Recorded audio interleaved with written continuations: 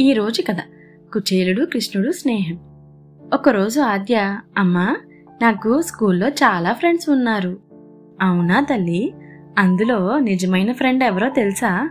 మన కోసం ప్రేమగా ఆలోచించి ఎప్పటికీ మర్చిపోనివాడే నిజమైన స్నేహితుడు. నీకు తెలుసా ఆద్య, మన కృష్ణుడికి కూడా అలాంటి ఒక మంచి స్నేహితుడు ఉండేవాడు. అతని పేరు కుచేలుడు. కుచేలుడు చాలా పేదవాడు. తినడానికి కూడా లేక ఆకలితో ఉండేవాడు. కానీ కృష్ణుడిని చాలా ప్రేమించేవాడు.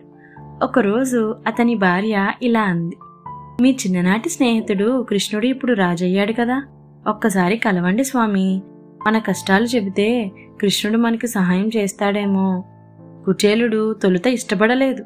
స్నేహం లాభం కోసం కాదు అన్నాడు. కానీ భార్య అడిగేసరికి అతడు ఒప్పుకున్నాడు. అతని దగ్గర ఉన్న మంచి పాతబట్టలు వేసుకుని చిన్న అటుకుల సంచి పట్టుకుని ద్వారక వైపు నడిచాడు. రాజభవనంలో కుచేలుడు వచ్చాడని విన్న కృష్ణుడు పరిగెత్తుకుంటూ వచ్చి తన స్నేహితుణ్ణి హత్తుకుని కాళ్లు కడిగి అతడిని సింహాసనంపై కూర్చోబెట్టాడు.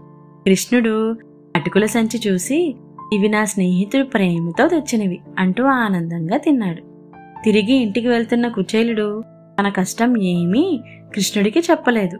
కాని ఇంటికి వెళ్ళగానే కుచేలుడు ఆశ్చర్యపోయాడు. గుడిసె భవనమైంది. అన్నం, బట్టలు అన్నీ సిద్ధంగా ఉన్నాయి. అప్పుడు ఆద్య ఆనందంగా చప్పట్లు కొడుతూ, కుచేలుడికి కృష్ణుడే అసలైన స్నేహితుడు కదమ్మా. అవునమ్మా, అడగకుండానే అర్థం చేసుకునేవాడే నిజమైన స్నేహితుడు. అందరికీ హ్యాపీ ఫ్రెండ్షిప్ డే.